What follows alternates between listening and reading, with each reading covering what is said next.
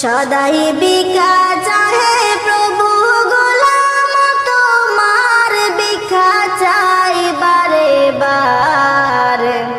আল্লাহ তুমি ক্ষমা করো